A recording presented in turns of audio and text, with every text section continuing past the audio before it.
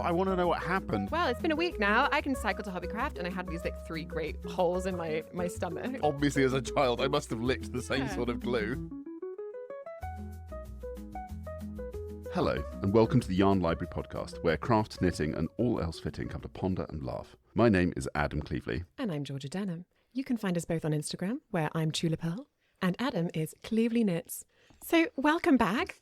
Hooray! Yay! It is welcome back. It's time for season 2. Yes. So, today we're talking about learning in craft and learning in knitting. That could be how we first learned to knit in the earliest instances, maybe in childhood, maybe not in childhood, and then how we learn on a daily basis and how that learning continues through life. We're going to share some different stories of our own and then have some discussions. I'm going to introduce some ideas. And I mean, it kind of goes back to the original way that, well, the way that we got to know each other by doing the ethnographic study. Because I was so interested and fascinated by actually how Adam learns to knit.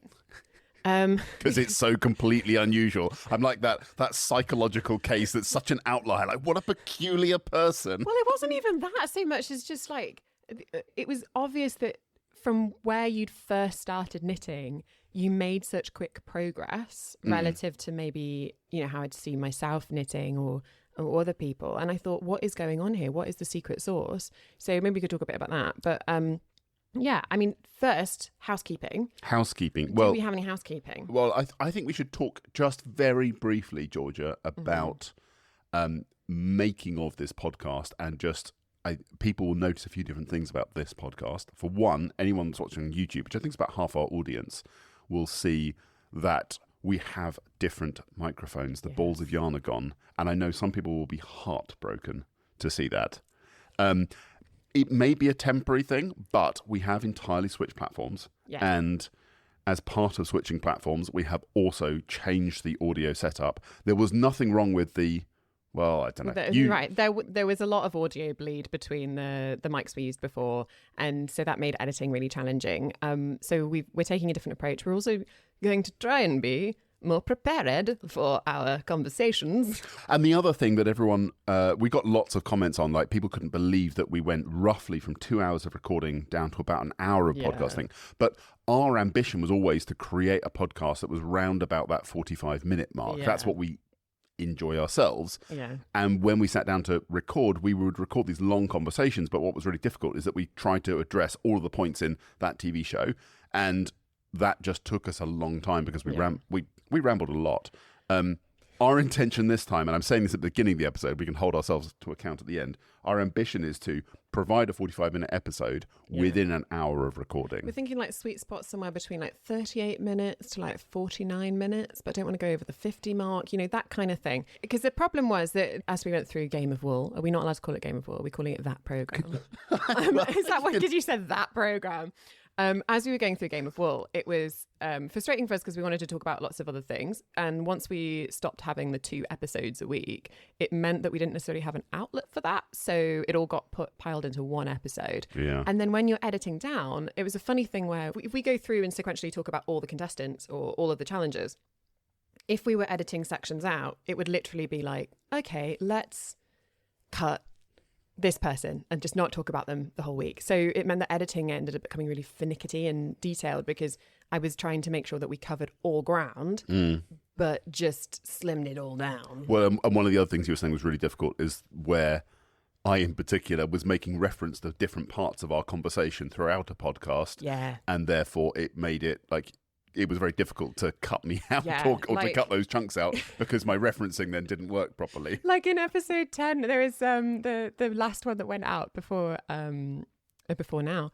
There was the bit where we had the wonderful joke about the benippled needles. But if I were to cut the whole section about me being in Hungary and my niece and nephew jumping on my needles on the sofa, which wasn't really that relevant, but was a funny story, a funny anecdote, ideally would have liked to cut that, but then we wouldn't have gotten the teats. We wouldn't have got Adam's teats. So what we're saying, I think, Georgia, the conclusion we're coming to is that it's quite hard to edit down to, say, 43 minutes of from 2 hours of content. Yeah, so great content. The good thing is now we don't have the restrictions of that program. Well, I hope the irony is not lost on you, Georgia, that we've struggled to contain our just 2 hours of story into 43 minutes. Now at least, because it's just on a topic, we could always break it down into smaller episodes, which is kind of nice. The other thing is quick turnaround. Like, the episode came out and then it was like, right, bam, into the next one. Now having had a bit of time to breathe and actually look up like how people actually make podcasts, they actually, believe it or not, they do a little forward preparation. They have little scripts and I don't believe in plans. preparation. Preparation is... Well, we both know that's not true. So, alas, we are here today. Is that all our housekeeping done?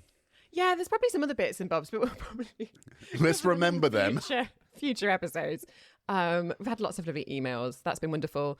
Yeah, lots of lovely reviews. And we're about to address the only negative reviews we've had, I think, because the only negative ones were you talk too much about that TV show. Yes, and as of now, we're not talking about it because we've got a whole new series to record. So many lovely 5-star reviews, and that's been so nice. Like on Apple Podcasts, on Spotify, which all helps spread the word. I sound like a person who has a podcast.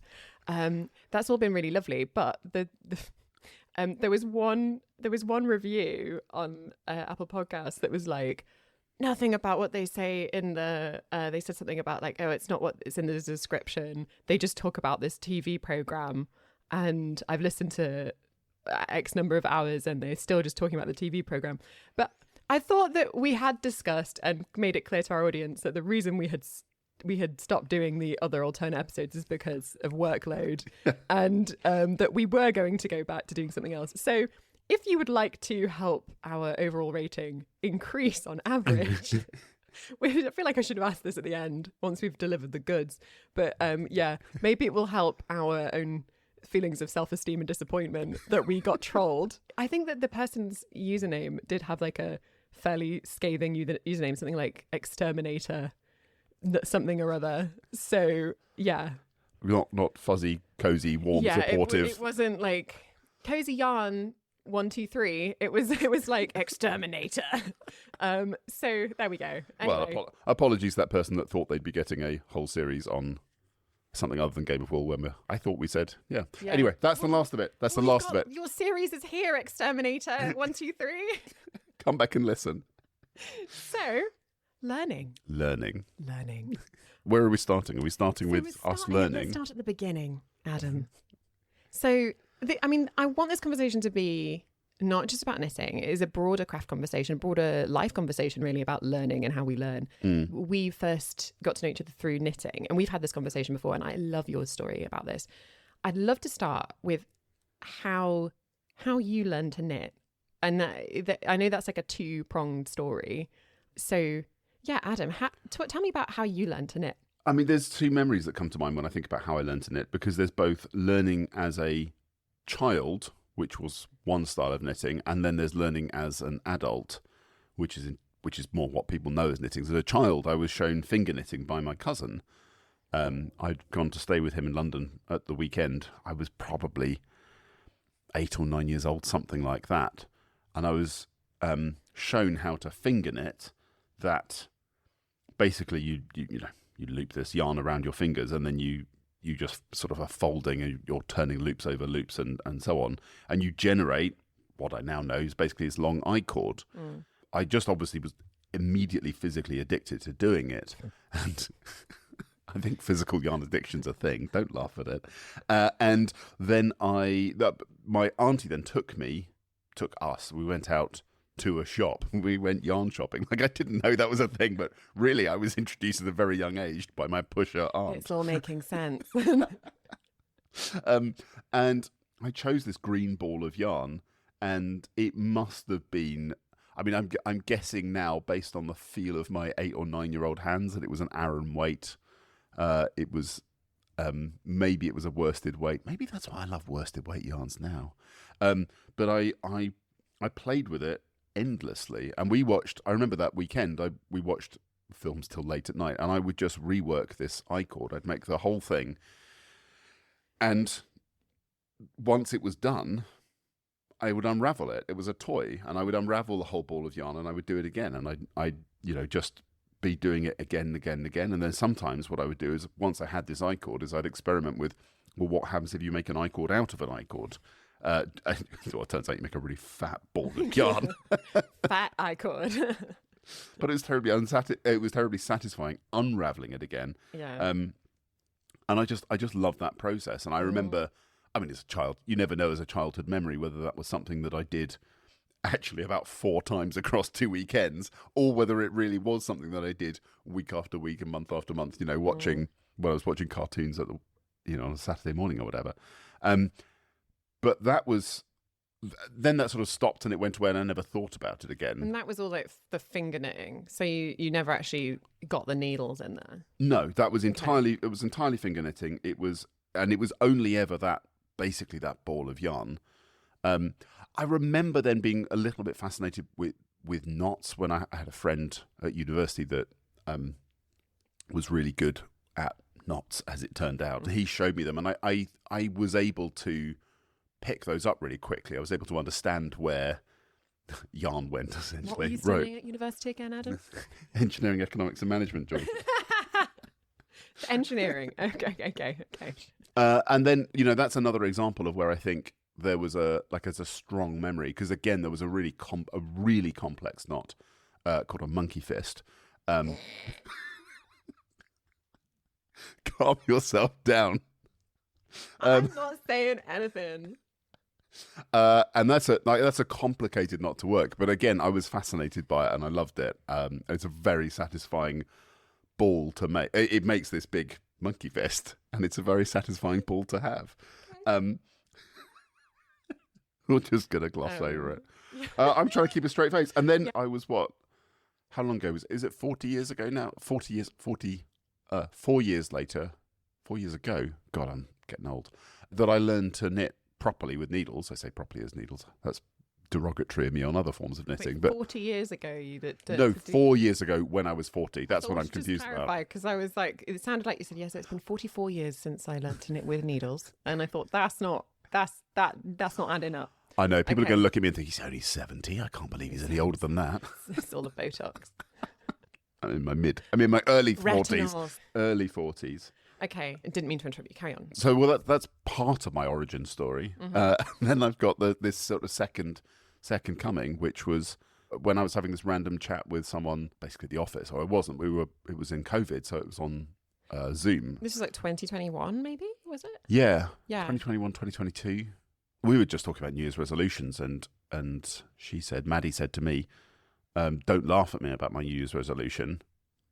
And she was really embarrassed to admit it. And she said, I'm going to learn to knit. And I just said, that's a really good idea. And it just clicked with me. I was like, that's it. I'm going to learn to knit. That's a nice New Year's resolution. I always try and avoid having New Year's resolutions where they're like a bit too harsh on yourself, that it's actually something positive, additive. I hate New Year's resolutions. I don't make them. But I firmly believe, like, if you want to change something, you want to do something, why are you waiting until the new year to do it? Yeah. Like, if it's important to you and you want to do it, just pick a moment in time and just do it. Yeah. I have this real problem with any round numbers, frankly. And like why does it have to be the 1st of January? Also, 1st of January, for most people, the most common kinds of New Year's resolutions are going to be, I'm going to stop drinking, I'm going to stop eating unhealthily, all the rest of it. Yeah. I don't know about anyone else, but I really have a hangover on the 1st of January. That's not the time I'm going to make that resolution. But, the 2nd or 3rd week of January, thinking, why don't I try something new? Yeah. And I'll steal someone else's New Year's resolution and learn to knit. In a weird way, I suppose I had a similar thing of it being a New Year's resolution in that I started at the beginning of my PhD, at the beginning of the academic year. And it was a similar kind of conscious, no, I'm going to learn to knit. It was a very decided moment. I want to circle back to you because, so Maddie, your colleague, had said, oh, don't laugh at me, I'm going to learn to knit. But then, please carry on. We both then started learning to knit. One of the things that unlocked for me very early on was that I could just knit in an office environment. When we went back into the office, in our one-to-ones, part of our one-to-one was, what are you knitting at the moment? Let me see what you're doing. And we talked about it. And I don't think that it detracted at all from the amount of work we had to do or our working relationship in any way. And in fact, there was a significant amount of time where I think it was really useful, because when you're knitting, that's when I found that by knitting, it kind of unlocks different parts of your brain to be able to engage in different sorts of conversations. And so that then enabled me very quickly to be comfortable with, well, do you know what? I'm going to knit in other meetings and see what happens. And so that was, it was a sort of powerful extra tool for me in terms of what else I do in the workplace. And yeah, I mean, I don't work in an office routinely now like I did then, but I still use that as a tool, and I'll still knit in meetings, partly as a way of helping me stay focused on some things, but also as a way of, in a way, disarming other people or creating more ease in a meeting. It works superbly well. It is a kind of an icebreaker. I know we've had this conversation at various points, and it's definitely something that I'd want to talk more about, is this whole knitting in public or knitting at work. Okay, so what were the first few things that you knitted? Well, so the first thing that I knitted, which some people are surprised by, is a reversible cabled scarf. So, because the thing that I wanted was texture. Yeah. That's what I crave in my knitting. It's what I started out wanting, and that's what I still want. And so I wanted to know how to cable. Yeah. The first thing I did was research what a cable is. How do you make it? And once I understood that, it's like, cables, you can't see them on the back. Well, that's useless for a scarf. Surely there's a way to make a reversible cable, which, lo and behold, if you make it with a rib in it, it is reversible. Yeah. And then so I designed. Again, I didn't know anything about patterns. Why would you? That wasn't how I was learning to knit. I was learning to knit on the basis that if you want something, you visualize it and you manufacture it. Yeah. And therefore, I made this simple 1x1 rib or 2x2 rib, then with a cable up the middle of it, chunky scarf. That was the first thing I knit. And then I knit a matching hat, which is horrible. It's got full of holes, but it is the first thing I knit, and I'm not throwing it away. Summer Lee, the designer, she's got another book coming out soon. She does amazing sock patterns. Also great YouTube channel, and she's also got a background in photography, so it's just on point. She has this lovely story about how the first sock that she knitted, now she's queen of socks.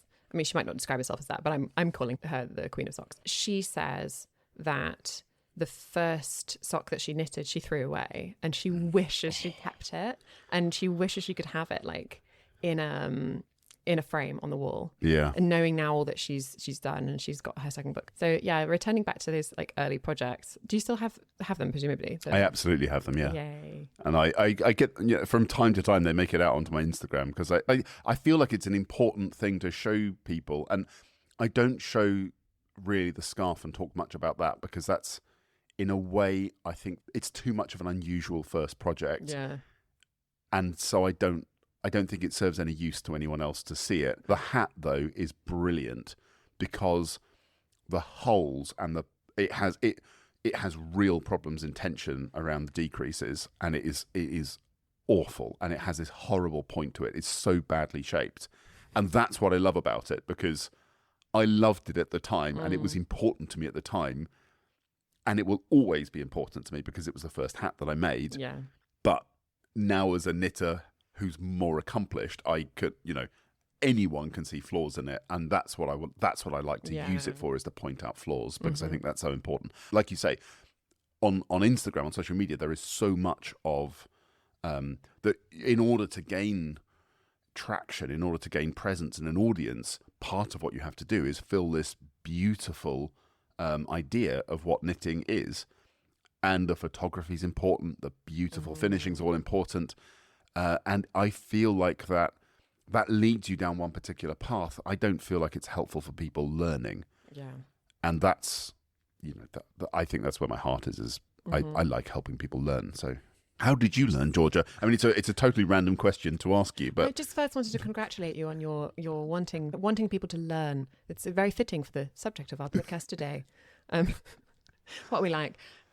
Sorry, Adam, I believe you're about to... Yeah, I was going to ask you a question about how you learned to knit. Oh, well. So similarly to you, there was a two-pronged situation. So I first learned to knit when I was a little girl. I was maybe 6 or 7. And it was my grandmother, my paternal grandmother, my dad's mum. And she she taught me to knit with these big chunky, wasn't chunky. I think it was probably like a worsted kind of situation, or maybe Aran. And these big thick needles, they were wooden. And I remember weirdly, like one of the little knobbles on the end would come off, and I kept licking it, and it tasted of like weird glue that was probably totally not safe for me to put in my mouth. But rather than normal glue that you lick. Yeah.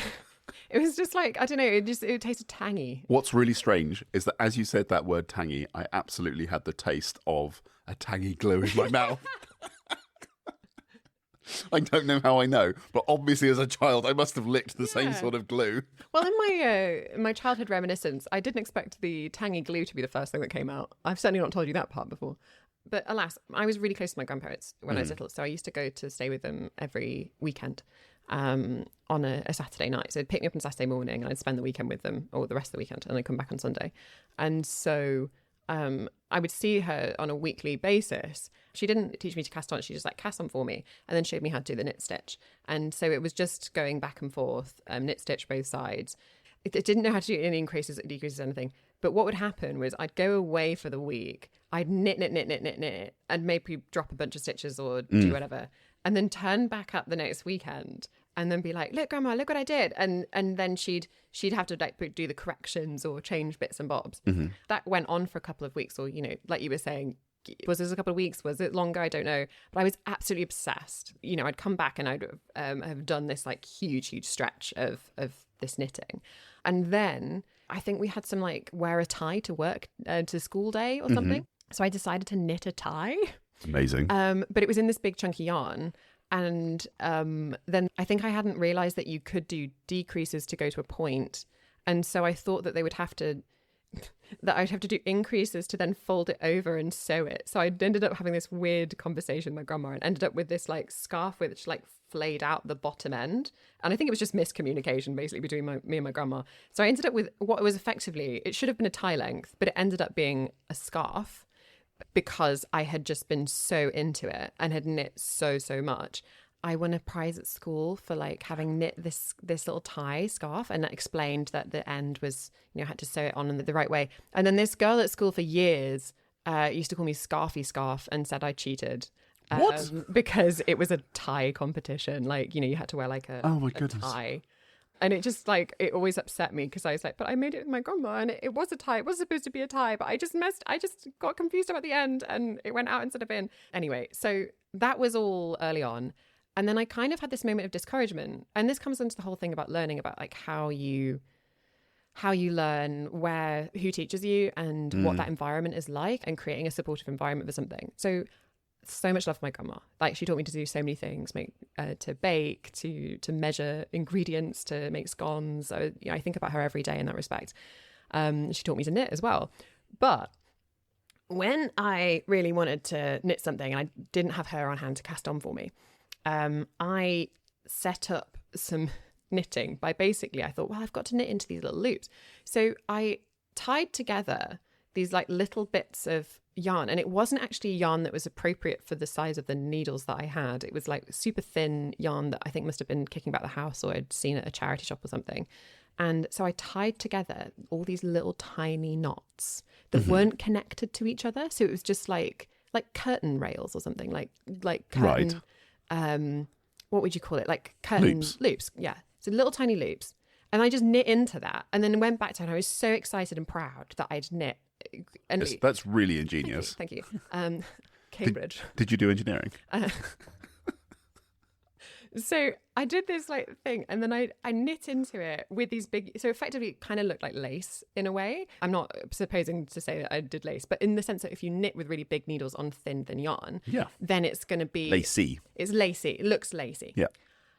Went back to my grandma, and rather than being like, wow, this is so ingenious, and bless her, she's been really interested in doing this, she really wanted to do it, I got basically chastised for, well, I don't understand what you done this for. We can't do anything with this. We're just going to have to unravel it. You should have waited. And I was so disappointed and so like sad and ashamed. My grandma's not with us anymore, which is part of the story as it goes on. But so that's why you're happy to just diss her publicly, internationally. She can't fight back. Well, Do it you want me to- could have been a different scenario Do you want because me to take the position of your grandma? I'm sorry, Georgia, but you absolutely did the wrong thing. And why the hell didn't you put the effort in properly or wait for her? But this is the crazy thing. It's just like, I think about, because I do so much stuff about skills and learning. I'm writing a chapter now on skills and learning, hence probably why I reached for this topic as a suggestion. But that was such a moment where I could have been encouraged a different way. And in that story, I feel Well, like... encouraged a different way or encouraged as we know just it. encouraged. And so in that story, I kind of see the mechanisms of when learning can go south, or where someone can get disinterested or have like a passion kind of stifled. So I basically don't really remember knitting after that at all. That's so sad though. But I know. but I think that's also a generational thing that's very much changed over time, how you give feedback to children. Because my piano teacher was again so she's probably the person that taught me the most about something creative or artistic, because I was playing the piano, but she taught me from when I was 5 to basically 20, and she was my grandmother's kind of age. But the highest level of praise that I could get from her was, "That's not bad." Yeah. A small sort of like, not bad. Yeah. That was the most I could ever hope for from her. I didn't know at the time, but I learned so many Dutch swear words. When I would say these words, and I couldn't think anything of them because my piano teacher would say them all the time. I was a 6 or 7-year-old that knew the worst words in Dutch. This podcast has to be clean, Adam. I'm not going to say them. Later, you can tell me all about your Dutch swear words. And we got George's impression.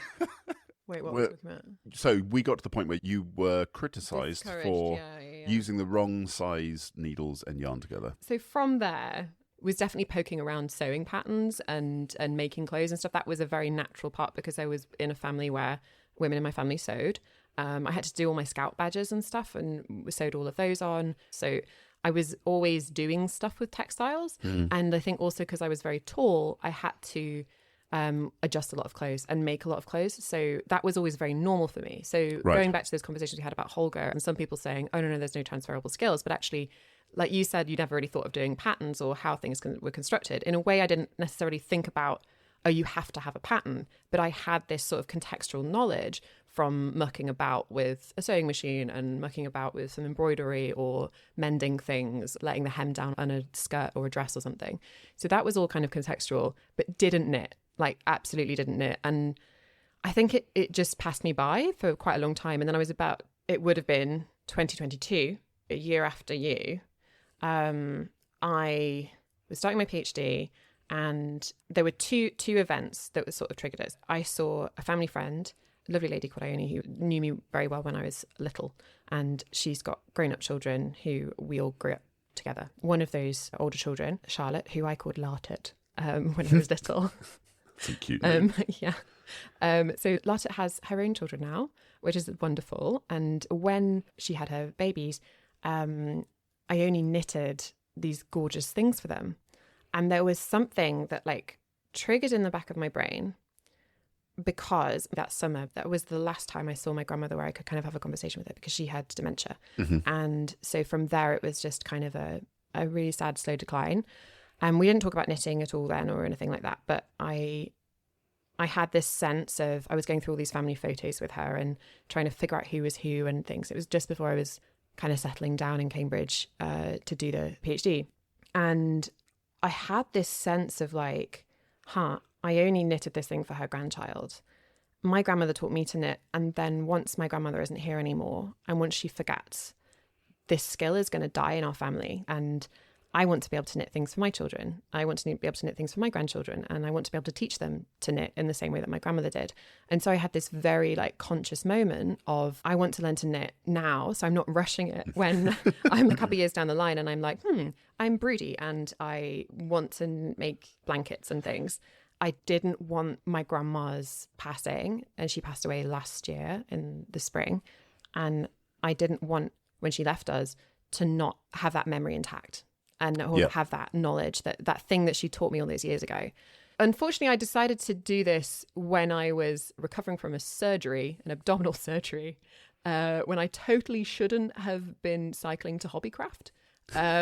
But I became overwhelmed with this, like, no, I need to learn to knit. And the funny thing is, after I'd had this surgery, it was for my endometriosis. The thing is, they said, get back to your normal everyday activities. My normal everyday activities as a former rower was like 10 sessions of training a week. So I was like, oh yeah, I'm all right to cycle to Hobbycraft. And I got there and I thought this was a terrible mistake, like really bad. How many days after surgery are we talking? 7. Okay. And like to the hour. And I thought, well, it's been a week now. I can cycle to Hobbycraft. And I had these like 3 great holes in my stomach. They said 1 week. It has been 1 week. I am going. I will return to my normal duties of rogue impromptu trips to Hobbycraft. So I turned up and I bought the yarn that actually became this jumper. Oh, amazing. And some different needles. I bought this book about like sustainable knitting, which was weird because even though it was sustainable knitting, it just told you yarn you had to buy rather than like using what you had, which I was like... printed on bleached inorganic paper. And yeah. So I started figuring out how to knit from that. I love that your knitting origin story also includes like, oh, well, to do this properly, I'm also going to research about this X, Y, Z. How can I be more Georgia? Doesn't mean... So, it's a good thing. It's a very pure expression of you. Like both the determination, like, right, I've had my time, I've done my recovery, now I'm going to go and learn to knit, and I'm going to learn more about doing knitting really well in a really ethical way because that's what I believe in. I was talking to a friend about this the other day. Prior to me coming to Cambridge, all of that you're describing is like the Georgia vibe. That did not make me a popular person. I was not a popular gal. And then I came to Cambridge, and then suddenly it was like, oh my god, like what? I'm in the plastics. Like what is this? That total rejection. No, okay. but I'm just going to gloss over it. It's Mean Girls. It's like Regina George. How did I not get a Mean Girls reference? Wait, do you know Mean Girls? Obvious. I'd say obviously. I mean, why would that be obvious? This is giving you context. But there was a whole series of films around that time from Legally Blonde onwards, where Legally Blonde. that was my gateway film into that niche. Got you. I didn't watch. I think was it Mean Girls 4? I wasn't watching that. That was too much. But the Mean Girls sequels are terrible. They really are. I feel like the first one I watched it a few times, but I feel like it wasn't as strong because obviously it's not based on the great literature of Jane Austen in the way that Legally Blonde is. But there we go. We digress. Legally Blonde is based on the literature of Austen. I thought that was... Oh, sorry. That's Clueless. That's Clueless. I'm mixed up. Because I listened to Emma over the holiday and I was thinking, wait, which one's Legally Blonde? I'm pretty sure... You're absolutely right because it's Elle Woods, a Gemini vegetarian. I'm just going to get myself My tied in favourite. knots. Have you ever seen the Legally Blonde the musical? No. It's so good. Is it? I bet it's it lives rent-free in my head all the time. Like all the time. Oh my god, you guys. Looks like Elle's gonna win the prize. I think we found our new intro music for the podcast there. It's amazing. Oh my, it's just so good. It's so good, so good. Whenever it's on, I really try and go. Anyway. I really thought ammonium thiglycolate was going to be a bigger thing in my life than it was going to be bigger in my life than it actually turned out to be. What a shame. Alas. We digress. I think that this is a good ending point for... But I want to know what happened after you. I mean, you made this jumper. You can't stop there. Okay, I'm just telling you our digression. Well, actually, what I did was I bought 2 different weights of yarn. One was DK and one was Aran, and then knitted this stripy thing, trying to follow this sustainable knitting pattern thing of like, oh, you cast on X number of stitches, do this in ribbing.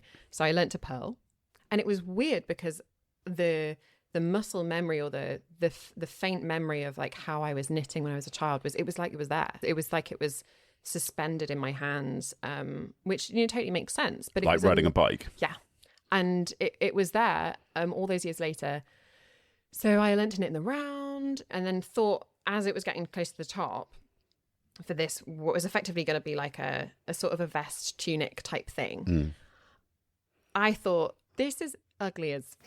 And that it needed sleeves. And actually, because I'd knitted not with the suggested cotton of the pattern, because I didn't understand anything about you got to use this to I wasn't there yet, right? I thought I could put some sleeves on it because I've made all of these garments, I've made all of these tops and adjusted things. It wasn't that freaky to me to think, oh, well, it's roughly the shape. I could do some decreases, figure out how to do those. And effectively, I know the numbers won't quite add up, but I'll figure it out because I thought I just need another pattern to put arms on it for like a men's jumper and then it will fit Dima.